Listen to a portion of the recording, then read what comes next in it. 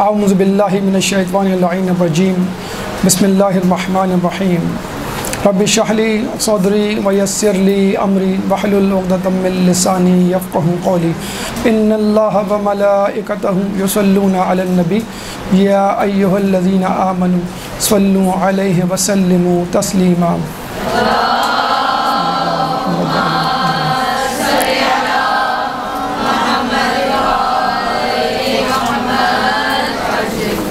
سب سے پہلے تو آپ تمام لوگوں کو ماہ شعبان کی مبارک ہو۔ اور جس طرح ہم دیکھتے ہیں کہ ماہ رجب اپنے ساتھ بہت ساری ولادتوں کو ساتھ لے کر آتا ہے، بڑا بابرکت مہینہ ہے، اسی طرح ماہ شعبان بھی اپنے دامن میں بہت ساری ولادتوں کو اور خوشیوں کو سمیٹے ہوئے ہے، اور اس میں خصوصی طور پہ کربلا کے جانثار اور کربلا کے معاون اور کربلا کے شہید، ان کی ولادتیں اس مہینے میں وارد ہوتی ہیں۔ سب سے پہلے پہلی شعبان کو بی بی زینب سلام اللہ علیہ کی ولادت مبارک۔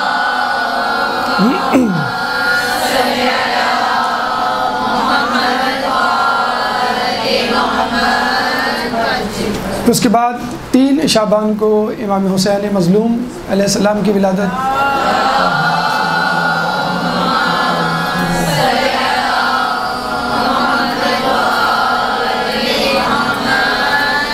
4 شعبان کو حضرت عباس علمدار کی ولادت مبارک۔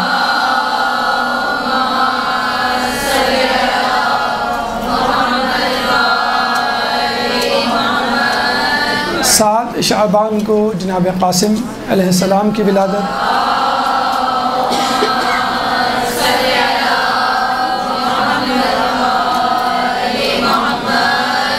11 شعبان کو شہزادہ علی اکبر کی ولادت۔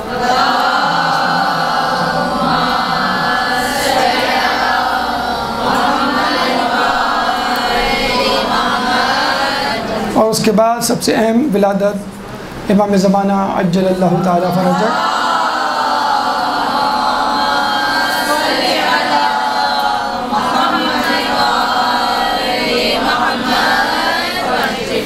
تو آپ نے دیکھا کہ ولادتیں سب کے سب کربلا سے موسوم اور منسوب ہیں، بس ایک امام زمانہ کی ولادت جو کربلا سے ہٹ کے ہے، لیکن حقیقی طور پہ دقت کے ساتھ دیکھا جائے تو وہ بھی کربلا سے مربوط ہے۔ وہ اس طرح کہ وہ امام مظلوم کا یعنی کربلا کے سانحہ کا بدلہ لینے کے لیے اس دنیا میں تشریف لائیں گے، اور اس کے ساتھ ساتھ وہ اس دنیا کو عدل سے اس طرح بھر دیں گے کہ جس طرح وہ ظلم سے بھری ہوئی ہوگی۔ اور ظلموں میں سب سے بڑا ظلم کربلا سے زیادہ کون سا ظلم ہو سکتا ہے؟ چنانچہ اس موقع سے فائدہ اٹھاتے ہوئے اس مہینے میں 3 شعبان کو ہونے والی ولادت یعنی امام حسین علیہ السلام کی ولادت کے حوالے سے آج ہم نے اپنا موضوع ترتیب دیا ہے۔ چنانچہ گفتگو کا عنوان ہے ولادت باسعادت امام حسین مظلوم علیہ السلام۔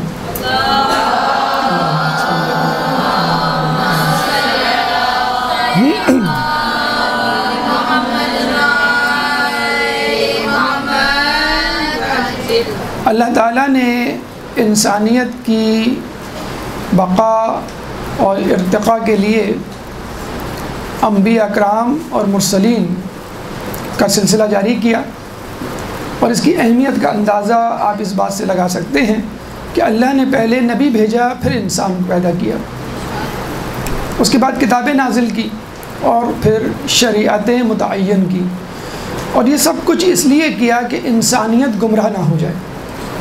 پھر ہم دیکھتے ہیں کہ انبیاء کا انکار کیا گیا، رسولوں کو رسوا کرنے کی کوشش کی گئی، اولیاء اللہ کو لعن طعن کا نشانہ بنایا گیا، اوصیاء انبیاء کی عصمت پر تہمت لگائی گئی، اور صدیقین کو جھٹلایا گیا۔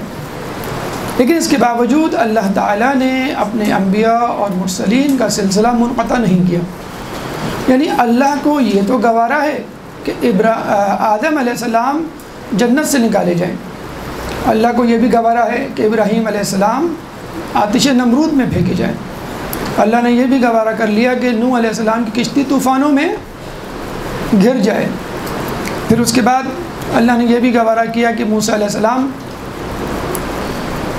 دریائے نیل کے سامنے حیران و پریشان اور ششدر کھڑے رہے، اور اس کے بعد عیسیٰ علیہ السلام کا مصلوب ہونا بھی گوارا کیا۔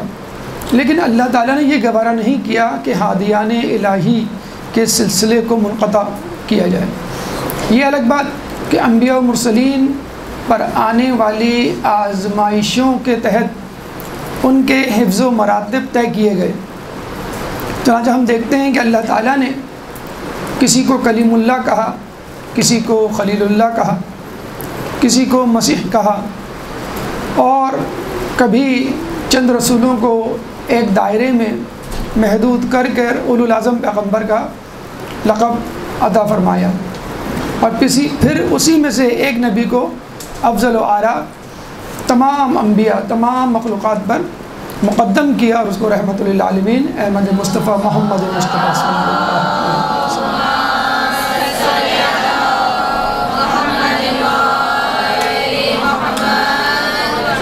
تو آپ نے دیکھا کہ نبی اپنی تمام تر عصمتوں کے باوجود تمام انبیاء رسول جیسے نہیں ہو سکتے، تو ہم جیسے غیر معصوم رسول جیسے کیسے ہو سکتے؟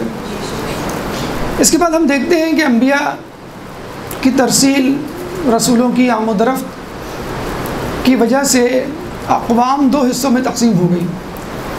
ایک معتقدین ہادیان الہی اور ایک منحرفین ہادیان الہی۔ ایک گروہ وہ جو اللہ کے بھیجے ہوئے پیغمبروں کی تصدیق کرتا، اتباع کرتا، اور دوسرا گروہ وہ جو منحرف ہوتا اور گمراہ ہوتا۔ پھر لوگوں نے اللہ کی طرف سے بھیجے گئے ہادیان کے مختلف القاب تجویز کیے اور ان کو پکارا، کسی کو نبی کہا، کسی کو رسول کہا، کسی کو وصی کہا، کسی کو ولی کہا، کسی کو خلیفۃ اللہ کہا۔ اسی طرح منحرفین نے اور انبیاء کے منکرین نے اپنے رہنماؤں کے لیے الگ نام تجویز کیے، کسی کو بادشاہ، کسی کو شہنشاہ، کسی کو حکمراں، کسی کو عیار، کسی کو مکار، کسی کو بدماش، کسی کو اوباش، اس طرح مختلف ناموں سے ان کو ملقب کیا۔ پھر اس کے بعد ہم نے دیکھا کہ مختلف مذہب و ملت، رنگ و نسل اور سرحدوں پر مشتمل لوگوں نے اپنے طور پر اپنے رہنماؤں کے نام رکھے۔ مثلا ہندوؤں میں ہم نے پنڈت، گرو، سادھو جیسے نام دیکھے رہنماؤں میں۔ عیسائیوں میں راہب اور پادری جیسے القابات سے واسطہ پڑا۔ پھر عام عوام میں جن کا مذہب سے تعلق نہیں تھا، انہوں نے بھی اپنے رہنماؤں کے مختلف نام تجویز کیے۔ مثلا کسی نے ڈکٹیٹر کا نام تجویز کیا، کسی نے جو ہے وہ بادشاہ کا لقب، کسی نے ڈان، کسی نے کپتان، کسی نے سلطان، وغیرہ وغیرہ۔ لیکن ایک لقب جو رہنماؤں میں ہمیشہ مشترکہ اور ہمیشہ معروف رہا ہے، یونانیمسلی غیر متنازع رہا ہے ہر مذہب و ملت و وطن اور مکتب فکر سے تعلق رکھنے والے لوگوں کے لیے، اور وہ لقب ہے شہید۔ یعنی جو شخص اپنے مشن، اپنے نظریات کے لیے اپنی جان پیش کر دے، وہ شہید ہے، بشرط یہ کہ وہ کسی جرم کی وجہ سے نہ مارا جائے، یعنی اس نے کسی کا مال چرایا ہو، کسی کو قتل کیا ہو، یا کوئی اور وجہ۔ چنانچہ ہم یہ دیکھتے ہیں کہ شہید کا لقب اس کو دیا جاتا ہے جو نیکوکار ہو، چاہے وہ گروہ خود بے دین ہو، خود خدا کو نہ مانتا ہو، لیکن اپنے نظریات کے لیے جان دینے والے کو ہر شخص، ہر مکتبہ فکر، ہر گروہ پسند کرتا ہے۔ تو ہم نے دیکھا شہید کا لفظ اسلام میں بھی ہے، شہید کا لفظ عیسائیوں میں بھی ہے، یہودیوں میں بھی ہے، ہندوؤں میں بھی ہے، اور ایتھیسٹ جو خدا کو نہیں مانتے ان لوگوں میں بھی ہے۔ تو جب لفظ شہید یا شہید رہنما انسان کے لیے غیر متنازع طور پر مشہور و معروف اور مقبول لقب ہو سکتا ہے، تو سید الشہداء بدرجہ اولا مشہور و معروف اور مقبول ہو سکتا ہے۔ جب ہم دیکھتے ہیں کہ جب علی کا نام آتا ہے تو امت مسلمہ پارا پارا ہو جاتی ہے، فرقوں میں بٹ جاتی ہے، اور جب حسین کا نام آتا ہے تو یہی پارا پارا امت مسلمہ متحد ہو کر حسین کو پیار کرنے لگتی ہے۔ اور حسین کا پیار، حسین کی محبت فقط امت مسلمہ تک محدود نہیں۔ آپ جب عیسائیوں کے پاس جاتے ہیں تو دیکھتے ہیں کہ عیسائی راہب اپنی اولاد کے لیے امام حسین کی چوکھٹ پہ سر جھکاتا ہے۔ جب یہودیوں کو دیکھتے ہیں تو پتہ چلتا ہے کہ وہ حسین کے سر اقدس کو ایک رات اپنے گھر میں رکھنے کے لیے ہزاروں دینار خرچ کر دیتا ہے۔ اور جب ہندوؤں کی طرف نظر کرتے ہیں تو ہندو اپنی تمام تر ذات پات میں تقسیم بندی کے باوجود حسینی برہمن کہلانے میں فخر محسوس کرتے ہیں۔ انسان کو بیدار تو ہو لینے دو، ہر قوم پکارے گی ہمارے ہیں حسین۔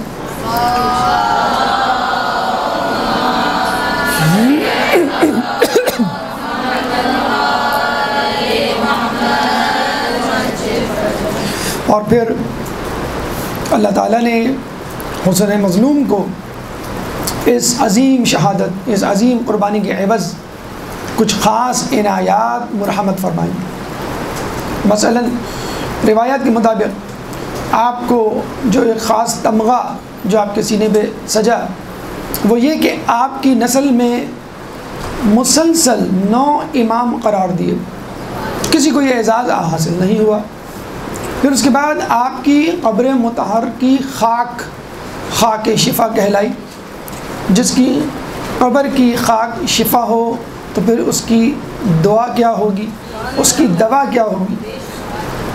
پھر آپ کی قبر مطہر پر مانگے جانے والی دعا کو مقبول قرار دیا، تو جس کی قبر مبارک پر دعا مانگی جائے وہ دعا قبول ہو جائے، تو اگر وہ شخص خود کسی کے لیے دعا مانگے اور قیامت کے دن کسی گروہ کی شفاعت کرے تو پھر اس کی دعا کیوں نہیں قبول ہوگی۔ پھر اس کے بعد امام حسین مظلوم کی مرقد اور مطاہرت اور روضے کی زیارت کرنے والے زائر کے لیے کہا گیا کہ اس کی عمر جو اس نے وہاں گزاری ہوگی اس کو شمار نہیں کیا جائے گا۔ تو یہ وہ 4 تمغے ہیں جو اللہ تعالیٰ نے سید الشہداء کو کربلا میں قربانی دینے کے عوض عنایت کی۔ اور ایک تمغہ تو اس سے بھی آگے بڑھ کر ہے۔ ایک دفعہ ایک صحابی ابی کعب رضی اللہ تعالیٰ عنہ رسول اللہ کی خدمت میں بیٹھے ہوئے تھے، اتنے میں حسین جو ابھی بچپن کی عمر میں تھے اندر داخل ہوتے ہیں۔ رسول اللہ بے ساختہ کہتے ہیں، مرحبا بکا یا ابا عبداللہ یا زین السماوات والارض، مرحبا اے ابا عبداللہ یا زین السماوات والارض، اے آسمانوں اور زمینوں کی زینت۔ ابی کعب جب یہ سنتے ہیں تو بہت حیران ہوتے ہیں، رسول اللہ سے پوچھتے ہیں کیا آپ کے سوا بھی کوئی ہے جو زمین و آسمان کی زینت ہو؟ رسول فرماتے ہیں ان الحسین ابن علی فی السماء اکبر منہ فی الارضین، بے شک حسین ابن علی آسمانوں میں زمین کی نسبت زیادہ بلند و بالا ہے۔ زمین کے لوگ حسین کو اتنا نہیں جانتے جتنا آسمان کے لوگ جانتے ہیں۔ اور پھر رسول نے کہا کہ اس خدا کی قسم کہ جس نے مجھے مبعوث کر کے بھیجا ہے، عرش کے دائیں طرف یہ لکھا ہوا ہے حسین مصباح الہدی و سفینۃ النجات، حسین ہدایت کا چراغ اور نجات کی کشتی ہے۔ آپ نے اہل بیت کے حوالے سے سنا کہ اہل بیت خود نجات کی کشتی ہے، لیکن اہل بیت میں کسی فرد کو الگ سے نجات کی کشتی نہیں کہا گیا۔ یہ حسین کا اعزاز ہے کہ الگ سے آپ کو نجات کی کشتی کہا گیا، اور غالباً اس لیے کہ کربلا کے میدان میں اگر لوگ مشوش ہو جائیں، پریشان ہو جائیں، وہم میں مبتلا ہو جائیں کہ حق کس طرف ہے، تو وہ حسین کی طرف دیکھ لے، بس حسین جہاں ہوں گے وہیں پہ نجات کی کشتی ہوگی، وہی چراغ یا ہدایت کا چراغ ہوگا۔ ایک درود پڑھ دے محمد علیہ وسلم۔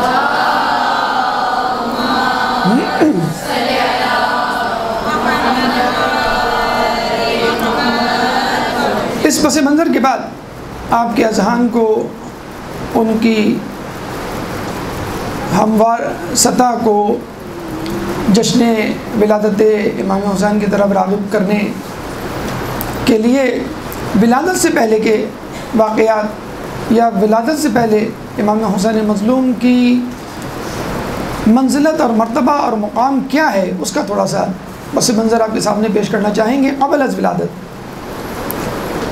ایک دفعہ عبداللہ بن مسعود انصاری رضی اللہ تعالیٰ عنہ رسول اللہ کے پاس بیٹھے ہوتے ہیں اور کہتے ہیں ارن الحق حتی اتبعہ، اے اللہ کے رسول مجھے حق دکھلا دیجئے تاکہ میں اس کی اتباع کروں۔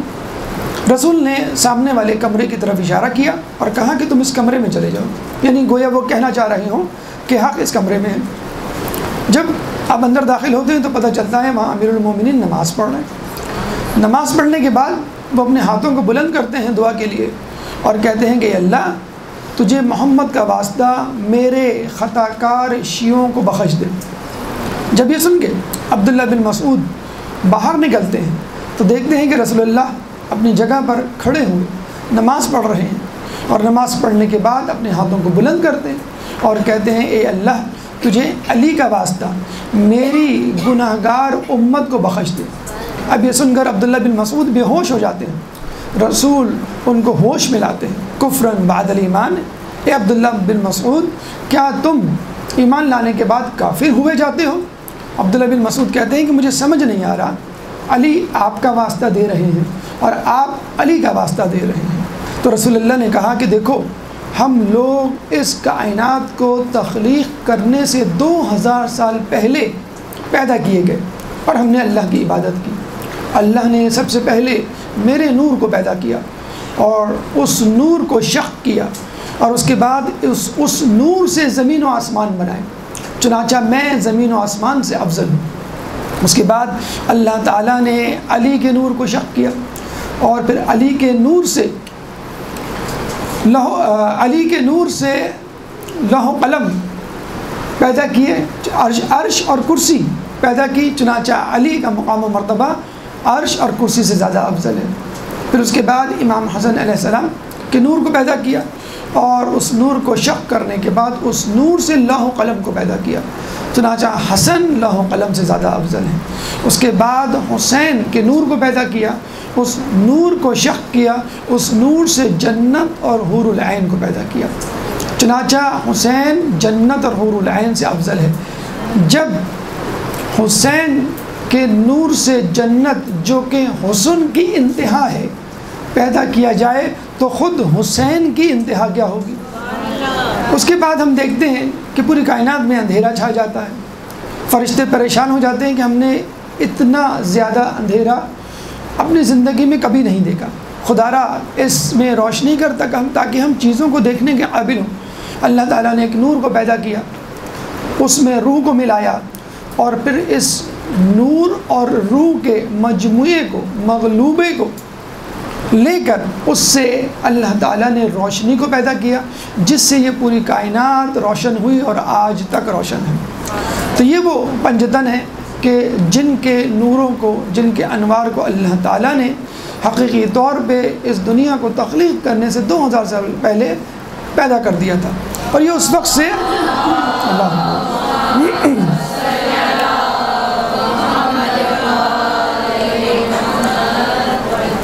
اللہ تعالیٰ کی تسبیح اور تقدیس میں مصروف ہے، جب اللہ تعالیٰ کی عبادت کا کوئی نام و نشان نہیں تھا۔ تو آپ کو اندازہ ہو جانا چاہیے کہ حسین کی پیدائش، حسین کی ولادت پہ تذکرہ تو بہت دور کی بات، ہمیں یہ دیکھنا چاہیے کہ کیا کیا چیزیں حسین سے پیدا ہوں، کیونکہ حسین سے پیدا ہونے والی چیز جنت، اور جنت میں موجود نعمتیں ہوں تو خود حسین کا مرتبہ مقام کیا ہوگا۔ جنت جو ایک عام مومن کے لیے منزل ہے، اور وہ منزل خود حسین سے پیدا شدہ ہو۔ اس کے بعد ہم قرآن کی طرف چلتے ہیں اور یہ دیکھتے ہیں کہ قرآن امام حسین مظلوم کی کس طرح تسبیح، تقدیس اور تعریف کرتا ہوا نظر آتا ہے۔ سورہ احقاف آیت نمبر 15، سورہ احقاف قرآن کا 46واں سورہ ہے، چیپٹر 46 ورس نمبر 15۔ اللہ تعالیٰ فرماتا ہے وَوَصَّيْنَا الْإِنسَانَ بِوَالِدَيْهِ إِحْسَانًا وَحَمَلَتْهُ أُمُّهُ كُرْهًا وَوَضَعَتْهُ كُرْهًا وَحَمْلُهُ وَفِصَالُهُ 30 شهرًا حَتَّى إِذَا بَلَغَ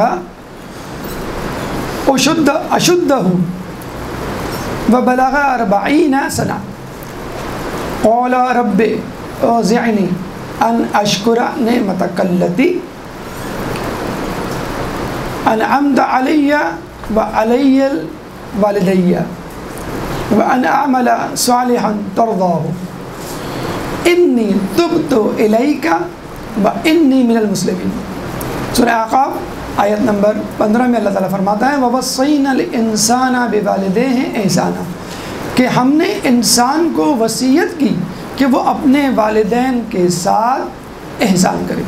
क्यों एहसान करे? इसका जवाब अल्लाह फ़ौरन देता है वहमलतहु वहमलतहु उम्मुहु कुरहा, उसकी माँ ने उसको अपने पेट में ज़हमत के साथ रखा। ववज़अतहु कुरहा, और फिर उसको ज़हमत के साथ पैदा किया।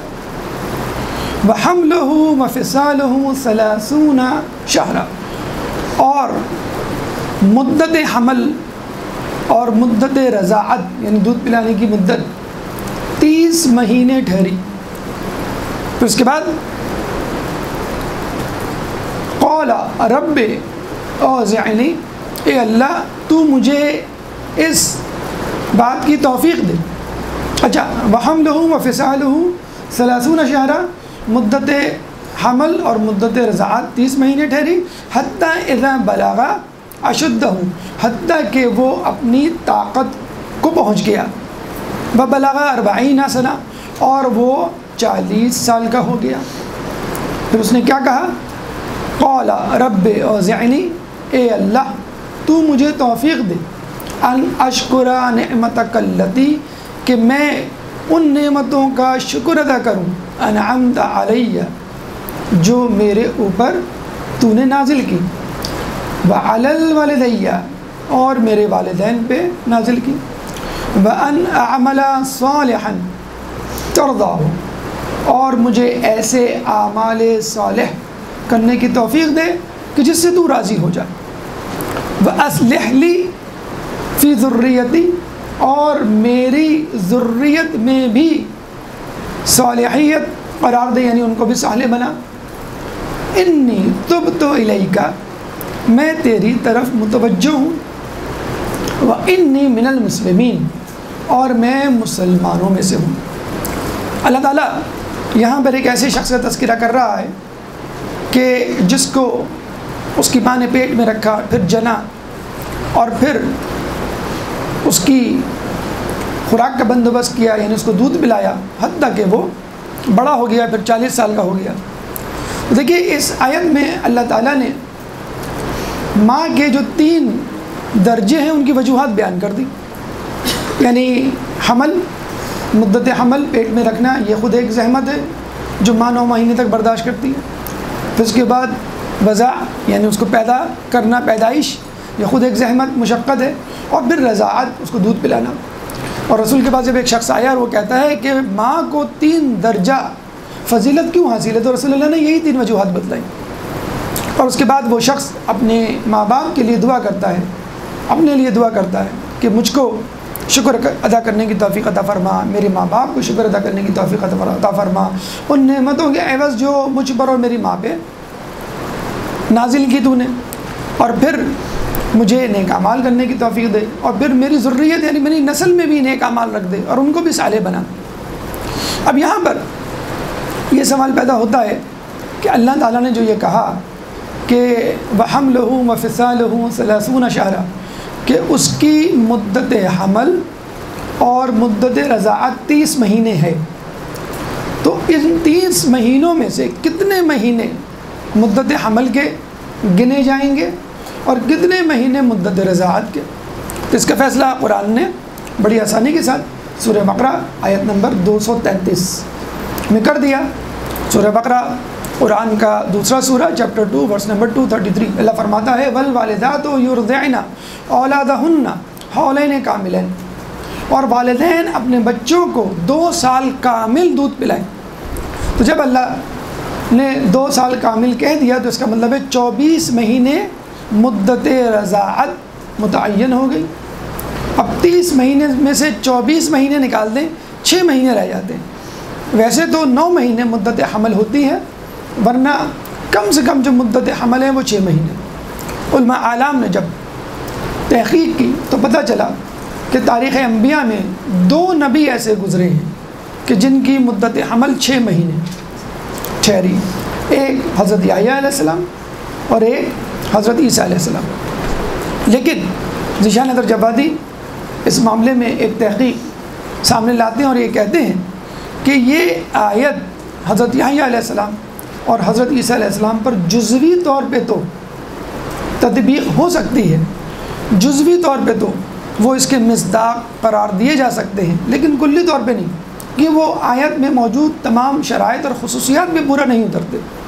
بلا شبہ دونوں نبی، دونوں انبیاء 6 مہینے اپنی ماؤں کے رحم میں رہے، لیکن ہم یہ دیکھتے ہیں کہ یحییٰ علیہ السلام 40 سال کی عمر کو نہیں پہنچے اور اس سے پہلے وہ قتل کر دیے گئے اور شہید ہو گئے۔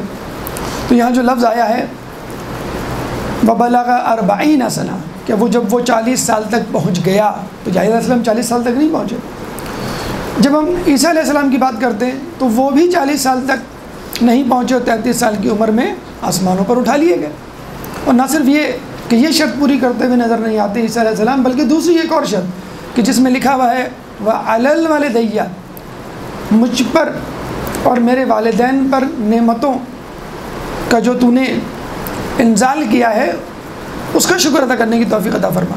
تو عیسیٰ علیہ السلام کے والدین میں سے ماں تو تھی، باپ نہیں تھا، تو عیسیٰ علیہ السلام یہاں پر 2 شرطیں پوری کرتے ہوئے نہیں نظر آتے۔ تو امام حسین علیہ السلام کے بارے میں کہا جاتا ہے کہ وہ 6 مہینے رحم مادر میں رہے، اس کے بعد ان کے والد بھی تھے، والدہ بھی تھی، اور کیا ہی والد کیا ہی والدہ۔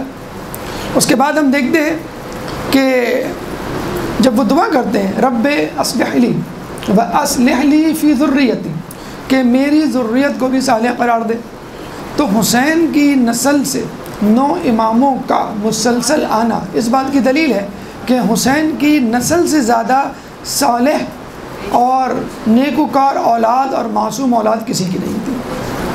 تو یہ آیت سورہ احقاف کی آیت نمبر 15 امام حسین علیہ السلام کے حمل، ان کی ولادت اور ان کی سیرت پہ مکمل طور پہ تطبیق ہوتی ہے۔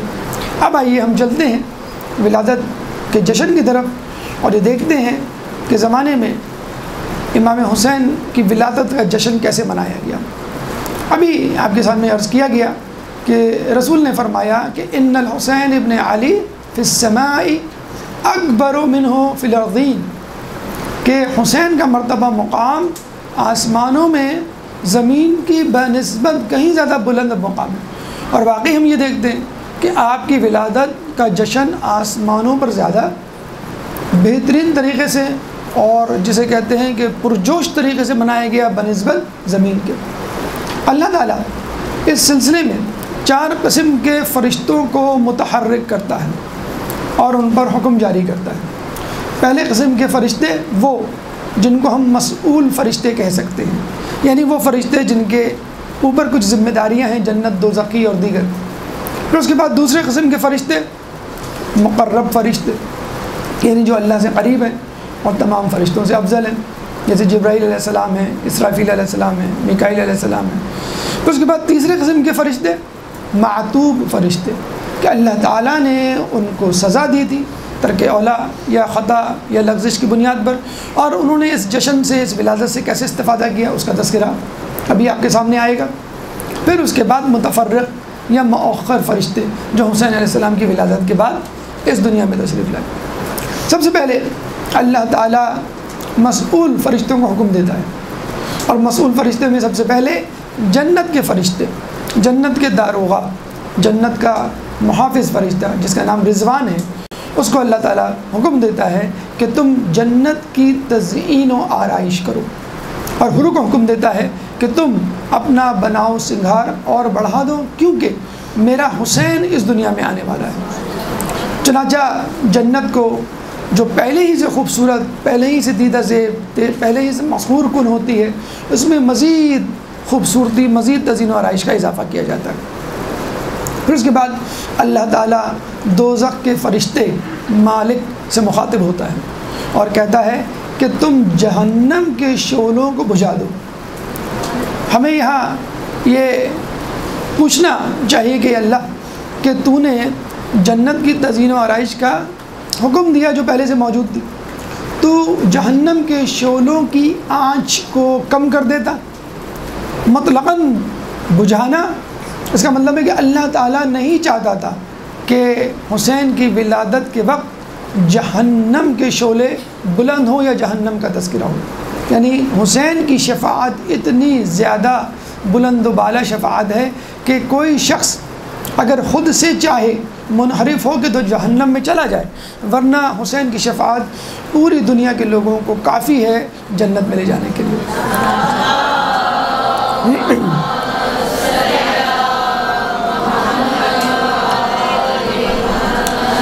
یہ وہ جہنم ہے کہ جس کے شعلوں کو 1000 سال تک دہکایا گیا تو اس کے شعلے سفید ہوئے، پھر 1000 سال تک دہکایا گیا تو اس کے شعلے سرخ ہوئے، پھر 1000 سال تک دہکایا گیا تو اس کے شعلے سیاہ ہوئے۔ تو جہنم کی آگ اور دنیا کی آگ میں یہی فرق ہے کہ دنیا کی آگ چاہے آپ کو جلائے لیکن کم از کم روشنی ضرور پیدا کر دیتی ہے جہاں جلائی جاتی ہے، کمرے میں یا کسی جگہ، لیکن جہنم کی آگ روشنی بھی نہیں پیدا کرے گی۔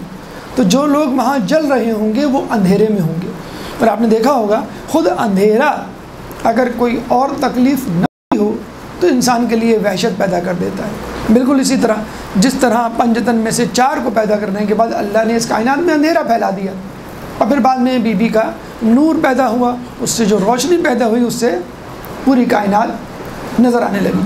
چنانچہ جہنم اور جنت کے داروغہ کو باری باری کہہ دیا گیا کہ تمہیں حسین کی ولادت کی تیاری کرنی ہے، جنت کو سجانا ہے اور جہنم کو بجھانا ہے۔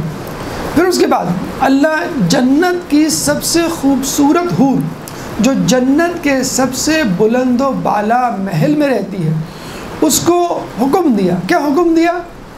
ہونا تو یہی چاہیے کہ جس طرح باقی حوریں اور باقی جنت بن سنور رہی ہے تم بھی تزئین و آرائش کرو۔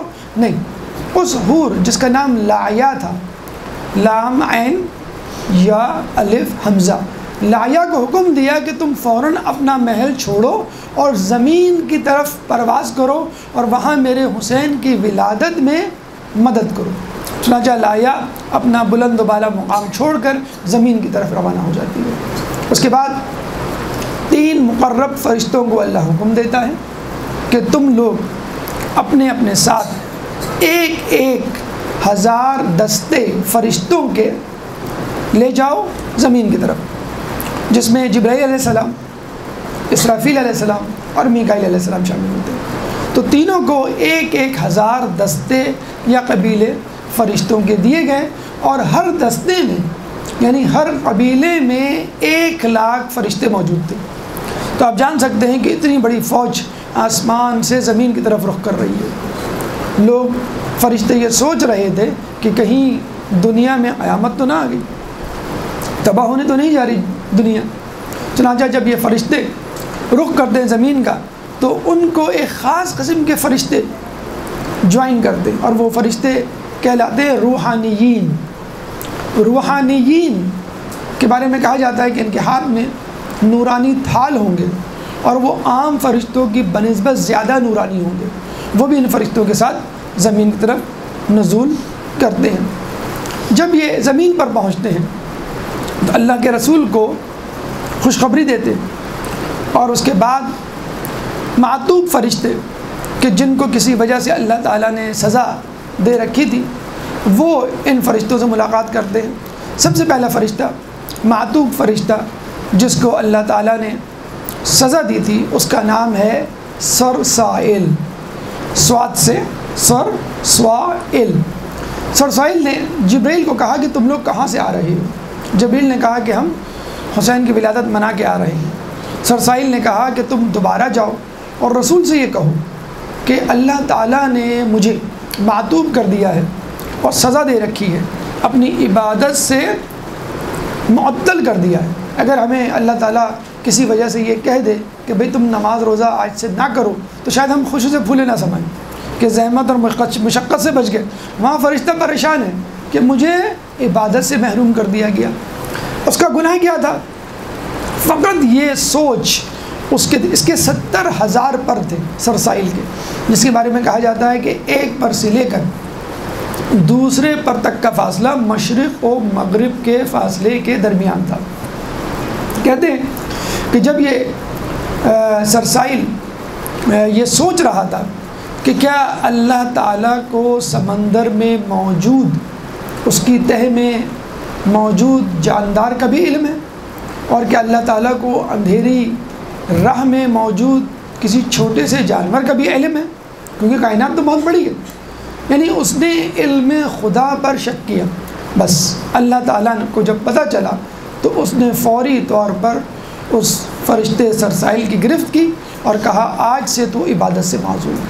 چنانچہ سرسائل نے جب رسول کو پیغام پہنچایا کہ آپ اس مولود کے ذریعے سے میری شفاعت کا تقاضا کریں، میری شفاعت کروائیں، تو رسول اللہ نے حسین مولود کو اپنے ہاتھوں میں بلند کیا اور کہا اے اللہ، اگر اس مولود کی کوئی حیثیت، مقام و مرتبہ تیرے سامنے ہے تو سرسائل کو معاف کر دو، اور اللہ تعالیٰ فوراً سرسائل کو معاف کر دیتا ہے۔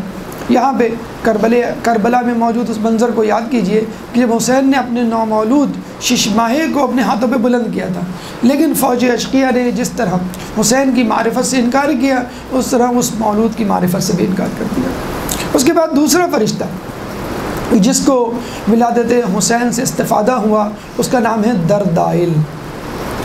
دردائل کے بارے میں کہا جاتا ہے کہ اس کے 16,000 پر تھے، اور ایک پر سے لے کر دوسرے پر تک کا فاصلہ مشرق و مغرب کے برابر۔ دردائل کا گناہ کیا تھا، اس کی لغزش، اس کی خطا کیا تھی؟ کہتے ہیں کہ اس نے ایک دفعہ یہ سوچا، کیا اللہ تعالیٰ کے عرش سے اوپر بھی کوئی چیز ہے؟ اگر کوئی چیز ہے تو وہ کتنی بلند ہوگی کہ وہ اللہ کے عرش سے بھی بلند و بالا ہے۔ بس جب اللہ تعالیٰ نے دردائل کے ذہن میں آنے والے اس خیال، اس شک کو سنا تو اللہ نے فوراً اس کو معطوب کیا، بلکہ معطوب کرنے سے پہلے اس کو 16,000 پر اور دیے کہ تو ان دگنے پروں کے ساتھ، یعنی 32,000 پروں کے ساتھ پرواز کر، اور یہ دیکھ میرا عرش کہاں تک ہے۔ چنانچہ وہ فرشتہ پرواز کرتا ہے اور کرتا چلا جاتا ہے، لیکن 50,000 سال تک پرواز کرنے کے باوجود وہ اللہ کے عرش کے پہلے ستون کو بھی عبور نہیں کر پاتا، تھک ہار کے گر جاتا ہے۔ تو اللہ تعالیٰ کہتا ہے کہ یاد رکھ، کسی بھی باعظمت شخص سے زیادہ میں باعظمت ہوں، اور میرے مکان کی کوئی قید نہیں، میرا کوئی مکان نہیں۔ تو اگر کوئی یہ کہے کہ اللہ کا عرش ہے تو اللہ وہاں رہتا ہوگا، اللہ کی کرسی ہے تو اس پہ بیٹھتا ہوگا، واسعہ کرسی السماوات والارض، تو اس کا مطلب کرسی نہیں بلکہ اقتدار۔ ہم قیامت کے دن ہم کسی طرف تو رخ کر کے گویا ہوں گے یا گفتگو کریں گے، تو اللہ تعالیٰ نے ایک عرش بنا دیا۔ جب ہم نماز پڑھتے ہیں تو کسی چیز کی طرف نماز رخ کر کے پڑھتے ہیں کہ ہم چاہتے ہیں کہ ہمارا رخ اللہ کی طرف ہو، تو اللہ تعالیٰ نے بیت اللہ بنا دیا کہ گویا یہ میرا گھر ہے، سمجھو کہ میں اس میں ہوں اور تم میری طرف رخ کر کے مجھ سے بات کر رہے ہو۔ چنانچہ جب ہم دیکھتے ہیں کہ جب گفتگو کرتے ہیں تو اس شخص کی طرف دیکھا جاتا ہے، اور اگر ہم ادھر ادھر دیکھ رہے ہوں تو ہمارا دھیان نہیں ہوتا۔ تو اس کا مطلب یہ نہیں کہ بیت اللہ میں اللہ رہتا ہے، اللہ کے گھر کا مطلب یہ نہیں کہ اللہ رہتا ہے، ایک استعارہ، ایک تمثیل۔ چنانچہ عرش کا مطلب یہ نہیں کہ اللہ وہاں رہتا ہے۔ بہرحال اس سے ملتی جلتی ایک روایت ہمیں اور ملتی ہے کہ ایک شخص نے اللہ سے کہا کہ میں تیری جنت کی وسعت دیکھنا چاہتا ہوں، تو اللہ تعالیٰ نے اس کو طاقت پرواز دی، پر دیے، اور اس فرشتے نے اڑنا شروع کیا۔ کہتے ہیں کہ وہ فرشتہ 30,000 سال تک اڑتا رہا اور تھکار کے گر گیا۔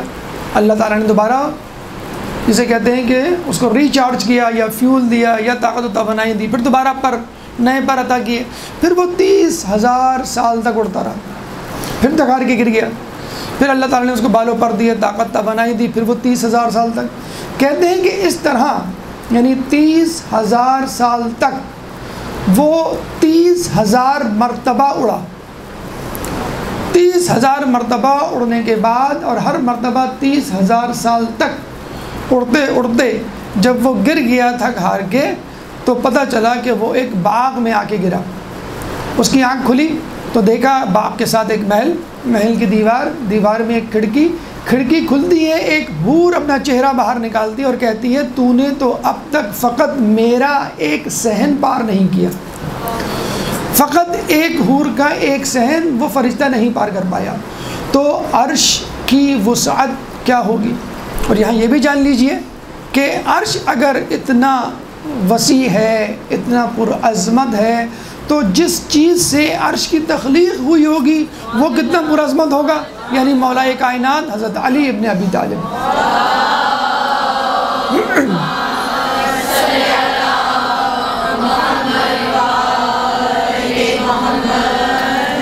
تو بس جو فرشتہ عرش پر شک کرنے کی وجہ سے قابل سزا ٹھہرا، تو وہ شخص قابل سزا کیوں نہیں ٹھہرے گا جو خود علی کی امامت پر شک کرے۔ اس کے بعد تیسرا فرشتہ فطرس، جس کے بارے میں آپ سنتے آئیں کہ اس کو بھی اللہ تعالیٰ نے ایک جزیرے میں معزول کر دیا، معذوب کر دیا۔ اس کا گناہ ان سب سے زیادہ تھا۔ کہتے ہیں کہ اللہ تعالیٰ نے جب ولایت علی کو فرشتوں کے سامنے پیش کیا تو فطرس نے انکار کر دیا، چنانچہ اللہ تعالیٰ نے اس کے بالوں پر توڑ کے اس کو جزیرے میں معزول کر دیا۔ کہتے ہیں کہ جب جبرائیل زمین کی طرف جا رہے تھے تو فطرس نے کہا خیریت، کیا قیامت آ گئی ہے؟ جبرائیل نے کہا نہیں، رسول کا بیٹا حسین ابن علی پیدا ہوا ہے اور ہم اس کے جشن کے لیے جا رہے ہیں اور رسول کو مبارکباد دینے کے لیے یہ قافلہ میرے ساتھ ہے۔ تو فطرس اس موقع سے فائدہ اٹھاتا ہے۔ آپ کو معلوم ہے جب بھی جشن یا کوئی اہم خوشی کا دن ہو تو حکومت اپنے ملک میں موجود قیدیوں کی سزا میں تخفیف کر دیتی ہے، بلکہ بعض لوگوں کی سزا تو معاف بھی کر دیتی ہے۔ چنانچہ فطرس اور دیگر فرشتوں نے یہ سوچا یہ بہترین موقع ہے، سرسائل اور دردائل کو سزا جسے کہتے ہیں کہ اسے معافی مل گئی تھی۔ فطرس نے کہا کہ مجھے بھی لے چلو تاکہ میں بھی رسول اللہ سے استدعا کروں۔ شاید اس نے ساتھ چلنے کا اندیہ اس لیے ظاہر کیا کہ اس کا گناہ سرسائل اور دردائل سے زیادہ تھا۔ ان دونوں نے فقط یہ کہا کہ آپ ہمارے لیے دعا کروا دیجئے گا، لیکن فطرس نے کہا کہ نہیں، مجھے خود جانا ہے۔ چنانچہ جب جبرائیل نے فطرس کو اپنے پروں پہ بٹھا لیا تو جب سرسائل اور دردائل کے پر اتنے وسیع کے مشرق و مغرب تک پھیلے ہوئے تو خود جبرائیل کے پر، کہتے ہیں کہ جب جبرائیل اپنے پر کھولتے ہیں تو پورا آسمان ڈھپ جاتا ہے، اور اتنے طاقتور جسے کہتے ہیں کہ پر ہیں، وہ بتلاتے ہیں کہ ایک دفعہ قوم لوط پہ جب عذاب ڈالا گیا، مجھے کہا گیا کہ ان کی بستی کو الٹ دو، تو میں نے ایک پر سے قوم لوط جس بستی میں رہتی تھی اس بستی کو اٹھایا آسمان تک اور پھر اس کو زمین پر پٹخ دیا اور وہ تمام بستی ہلاک ہو گئی۔ اتنے طاقتور پر جبرائیل علیہ السلام کے، لیکن اس کے باوجود کہتے ہیں کہ جنگ خیبر میں جب علی نے مرحب کو تلوار ماری اور مرحب دو ٹکڑے ہوا اور علی کی تلوار زمین تک پہنچی تو اللہ نے مجھے فوراً کہا کہ اے جبرائیل فوراً زمین تک پہنچو اور علی کی تلوار زمین تک لگنے سے پہلے اپنے پر بچھا دو، ورنہ علی کی تلوار اتنی غضبناک ہے کہ وہ زمین کو دو ٹکڑے کر دے گی۔ تو جبرائیل کہتے ہیں کہ مجھے وہ جو ضربت ذوالفقار پڑی وہ اتنی شدید تھی اور اس سے اتنی زیادہ شدید تکلیف ہوئی کہ اتنی تکلیف تو مجھے قوم لوط کی آبادی اور ان کے ٹکڑے کو آسمان تک اٹھانے میں تکلیف اتنی نہیں ہوئی۔ اور یہ بھی کہا جاتا ہے کہ دوسری طرف خود میکائیل نے علی کا بازو پکڑ لیا تھا، ورنہ علی اس وقت اتنے غضب میں تھے کہ ان کی تلوار زمین کے خود دو ٹکڑے کر دیتی۔ بہرحال فطرس جب پہنچتا ہے رسول اللہ کی بارگاہ میں تو رسول اللہ اس دفعہ دعا نہیں کرتے جس طرح سرسائل اور دردائل کے لیے کیا۔ غالباً اس کی وجہ یہی تھی کہ فطرس کا گناہ بڑا تھا۔ چنانچہ رسول اللہ نے فطرس کو یہ کہا کہ تم اپنے جسم کو حسین کے جھولے سے مس کرو۔ چنانچہ فطرس نے جب اپنے جسم کو فطرس کے حسین کے جھولے سے مس کیا تو طاقت و توانائی دوبارہ آ گئی، خون کا دوران بڑھ گیا اور ان کے بالوں پر دوبارہ آ گئے۔ غالباً یہاں پہ ایک سوال یہ پیدا ہوتا ہے کہ رسول یہ بھی تو کہہ سکتے تھے کہ تم حسین کے جسم سے اپنے جسم کو مس کرو، لیکن شاید وہ ہمارا خیال کرتے ہوئے کہ جب حسین اس دنیا سے چلے جائیں گے اور ان کا روزہ مبارک بنے گا اور ان کے چاہنے والے ان کی زیارت کو آئیں گے تو وہ اپنے جسم کو حسین کی زری سے مس کریں گے۔ تو جس طرح فطرس کے پر حسین کے جھولے سے مس کرنے پر واپس آ گئے اور اس کو نئی حیات مل گئی، اسی طرح حسین کا چاہنے والا جب حسین کی ذریعے سے اپنے جسم کو مس کرے گا تو اس کے سارے گناہ دھل جائیں گے اور اس کو نئی حیات مل جائے گی۔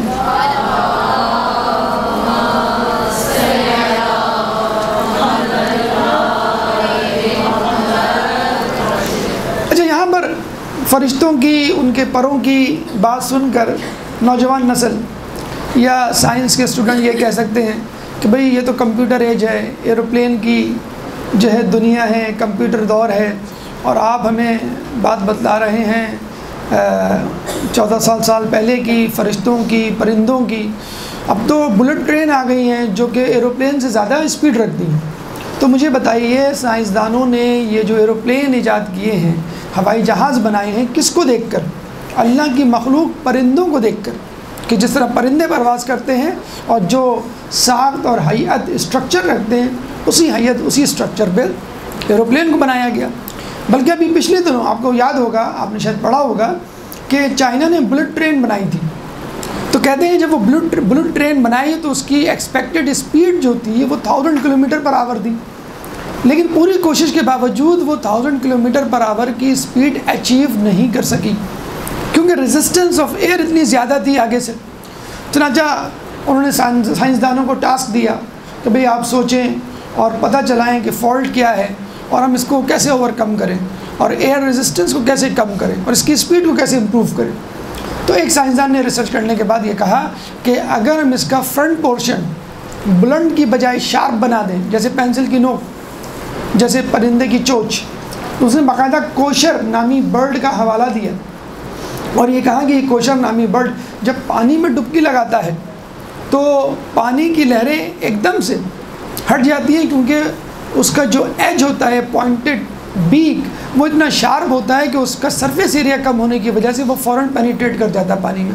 تو اگر آپ بلٹ ٹرین کو بلنٹ کی بجائے شارپ بنائیں گے تو بلٹ ٹرین کا ہوا میں پینیٹریٹ کرنا زیادہ آسان ہوگا، اس کا سرفیس ایریا کم ہوگا، ایئر ریزسٹنس کم ہوگی۔ چنانچہ انہوں نے اس طرز پر بلٹ ٹرین دوبارہ بنائی اور اس کا اس دفعہ فرنٹ پورشن کوشر برڈ نامی چونچ جس کی ہوتی ہے اس کی طرز پہ رکھا اور بلٹ ٹرین وہ کامیاب ہو گئی۔ تو آپ کا ایروپلین ہو، آپ کی بلٹ ٹرین ہو، وہ اللہ تعالیٰ کی پیدا کردہ مخلوق ہی سے آئیڈیا لے کر، مستعار لے کر اپنی ایجادات اور دریافت کو ترتیب دیا جاتا ہے۔ تو اللہ تعالیٰ کی ایجادات، اللہ تعالیٰ کی مخلوقات پہ غور کیجئے، یہی غور فکر آپ کو نئی نئی دریافتوں اور نئی نئی ایجادات کی طرف لے کے جائے گا۔ ایک درود پڑھ دے محمد علیہ وسلم۔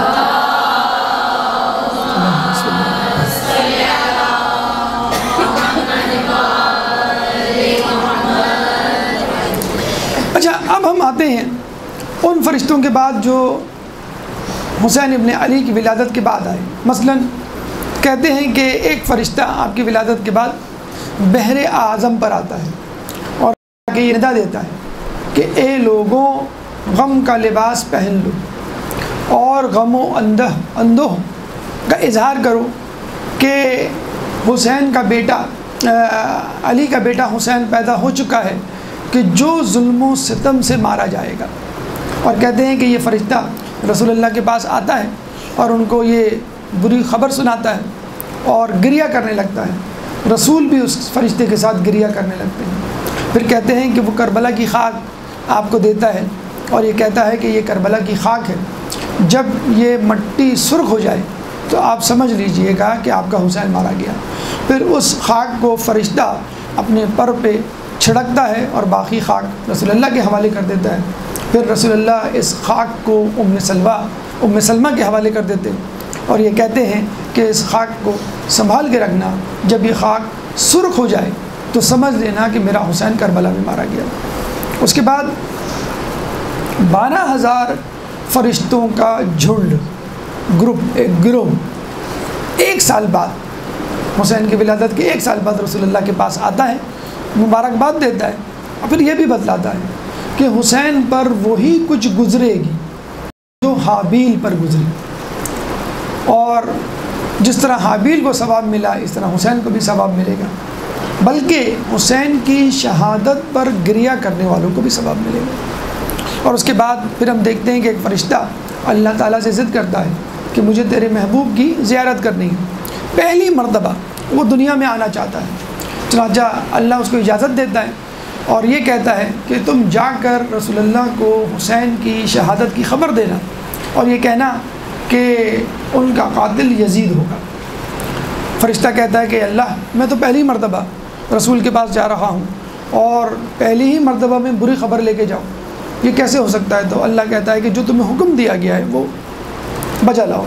چنانچہ یہ خبر لے کے رسول اللہ کے پاس آتا ہے، آپ کی زیارت کرتا ہے اور گریہ کرتے ہوئے کہتا ہے کہ آپ کے بیٹے کو ظلم و ستم کے ساتھ قتل کیا جائے گا اور آپ کے بیٹے کا قاتل یزید ہوگا۔ اور یہ کہہ کر وہ گریہ کرنے لگتا ہے، رسول بھی گریہ کرنے لگتے ہیں، رسول بددعا دیتے ہیں اس قوم و ملت، اس گروہ کو کہ جو حسین کو قتل کرے گی۔ پھر رسول اس فرشتے سے پوچھتے ہیں کہ تم بتاؤ کیا وہ امت فلاح پا سکتی ہے کہ جو میرے بیٹے حسین کو قتل کرے؟ تو فرشتہ کہتا ہے ہرگز نہیں، بلکہ یہ امت آگے چل کر خود اختلافات کا شکار ہو جائے گی۔ ہم دیکھتے ہیں کہ حسین کو قتل کرنے والے بعد میں خود ایک دوسرے کے دست و گریباں ہو گئے، ایک دوسرے کو قتل کرنے پہ اتر آئے، اس کے بعد مزید گروہ اور فرقے بنتے چلے گئے اور آج تک لوگ اس بات میں مشوش ہیں، کنفیوز ہیں کہ حسین کے قاتل یزید کو رضی اللہ تعالیٰ عنہ کہنا چاہیے کہ نہیں۔ تو یہ وہ بدنصیبی ہے، یہ وہ سزا ہے جو اللہ تعالیٰ نے اس دنیا میں دی اور اس کے بعد آخرت میں ان کے لیے دردناک عذاب ہے۔ کہا جاتا ہے کہ حسین کے قاتلوں کو جہنم میں سب سے سخت عذاب دیا جائے گا۔ تو یہ وہ 4 قسم کے فرشتے جو آپ کے سامنے ہم نے پیش کیے، مسئول فرشتے، مقرب فرشتے، معطوب فرشتے اور مؤخر یا متفرق فرشتے۔ اب آئیے دنیا کی طرف چلتے ہیں کہ دنیا میں امام حسین کی ولادت کے لیے کیا اہتمام کیا گیا۔ ایک درود پڑھ دیں محمد علیہ محمد۔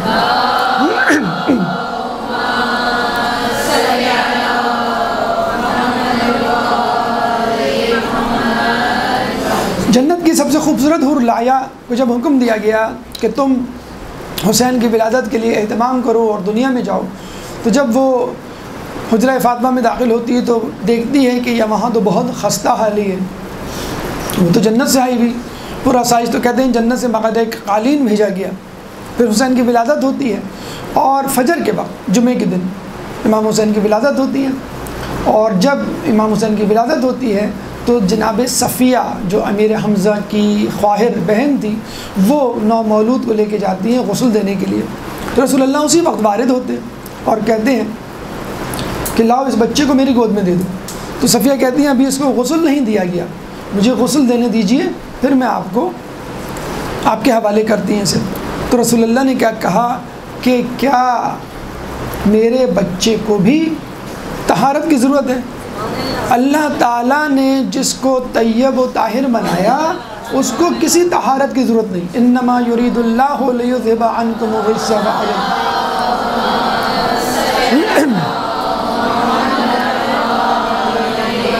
اہل البیت ویطہرکم تطہیرا کی مصداق یہ ہے عملی تفسیر آیت تطہیر کی۔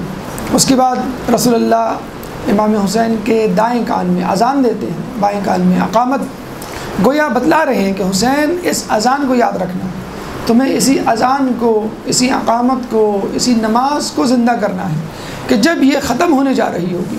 اور ہم دیکھتے ہیں کہ جب کربلا سے واپسی پر امام سجاد سے کوئی پوچھتا ہے کہ کہو کربلا میں کون جیتا، تو آپ کہتے ہیں کہ اگر آج کے بعد اذان میں میرے جد کا نام لیا جائے تو سمجھ لینا کہ میں جیتا، اور اگر یزید کے جد کا نام لیا جائے تو سمجھ لینا کہ یزید جیتا۔ بلکہ خود مسجد نبوی میں ایک دفعہ بیٹھے ہوتے ہیں کہ ایک شخص آتا ہے اور وہ آپ سے پوچھتا ہے کہ کربلا میں کون جیتا، تو آپ کہتے ہیں کہ پہلے 2 رکعت نماز پڑھ کر آؤ۔ جب وہ مسجد نبوی میں 2 رکعت نماز پڑھ کر آتا ہے تو آپ کہتے ہیں کہ تمہیں تمہارے سوال کا جواب مل گیا، یاد رکھنا کہ جب تک نماز پڑھی جاتی رہے گی سمجھ لینا کہ حسین جیت گیا۔ اس کے بعد حسین کی خوراک کا معاملہ پیش آتا ہے، کہتے ہیں کہ حسین نے کسی کی خوراک نہ لی، کسی کا دودھ نہ پیا، بلکہ بی بی سیدہ کی کہتے ہیں کہ طبیعت فقر و فاقہ سے اتنی زیادہ گری ہوئی ہوتی ہے کہ وہ دودھ نہیں پلا پاتی۔ تو جب رسول اللہ کے پاس لایا جاتا ہے تو رسول اللہ اپنی انگشت مبارک کو امام حسین کے دہن اقدس میں دیتے ہیں تو وہاں پہ دودھ کی نہر جاری ہو جاتی ہے جس سے وہ استعراب ہوتے ہیں۔ 2 یا 3 دن تک کفایت کرتا تھا وہ دودھ جو رسول اللہ اپنی انگشت مبارک سے پلایا کرتے تھے۔ 2-3 دن کے بعد جب حسین کو دوبارہ بھوک لگتی تو دوبارہ رسول اللہ کے پاس لایا جاتا، پھر آپ اپنی انگشت مبارک دہن اقدس میں رکھ دیں اور دودھ پلاتے، اور پھر وہ 2-3 دن تک کفایت کرتا۔ یوں 40 دن تک یا 2 سال تک رسول اللہ نے حسین کی خوراک کا اہتمام کیا، اور یہ وہ عملی تفسیر ہے جو ہم دعائے ندبہ میں لحموں کا لحمی و دموں کا دمی، یعنی تمہارا گوشت میرا گوشت، تمہارا خون میرا خون۔ تو یوں کہہ لیجئے کہ امام حسین نے اسلام کی آغوش میں ایمان کے مرکز سے خوراک حاصل کی۔ اس کے بعد عقیقے کا وقت آتا ہے تو رسول اللہ ایک گوسفند سیاہ اور ایک گوسفند سفید یعنی بھیڑ ذبح کرتے ہیں اور لوگوں کی ضیافت کرتے ہیں۔ حسین کی ایک یکتا فضیلت یہ ہے کہ حسین نے اپنی آمد پر بھی لوگوں کو ضیافت سے سیراب کیا، کھانے سے سیراب کیا، اور شہادت میں بھی جاتے جاتے تاکید کی کہ دیکھو اگر کوئی زائر میری زیارت کے لیے آئے تو 3 دن تک اس کی مہمان نوازی کرنا۔ تو یہ حسین کا صدقہ ہے کہ جس کی وجہ سے آج تک لوگ جب بھی کربلا جاتے ہیں یا حسین سے مانگتے ہیں تو حسین ان کو دینے میں کوئی بخل نہیں کرتا۔ اس کے بعد جب نام رکھنے کا مرحلہ آتا ہے تو جبرائیل علیہ السلام رسول کے پاس حاضر ہوتے ہیں اور کہتے ہیں کہ چونکہ علی مثل ہارون ہے، چنانچہ آپ اپنے اس بیٹے کا نام یعنی علی کے دوسرے بیٹے کا نام ہارون کے دوسرے بیٹے شبیر پہ رکھیے، اور عبرانی زبان میں شبیر تو عربی زبان میں حسین، چنانچہ رسول اللہ آپ کا نام حسین رکھتے ہیں، اور حسین کے لیے کہا جاتا ہے نام کہ یہ نام اس سے پہلے کبھی کسی کا نہیں رکھا گیا۔ حسن یعنی خوبصورت حسین، اور حسین یعنی چھوٹا خوبصورت، لیکن وہ چھوٹا خوبصورت اتنا خوبصورت کہ جو جنت اور جنت میں موجود نعمتوں اور حور العین کی پیدائش کا سبب بنا۔ اس کے بعد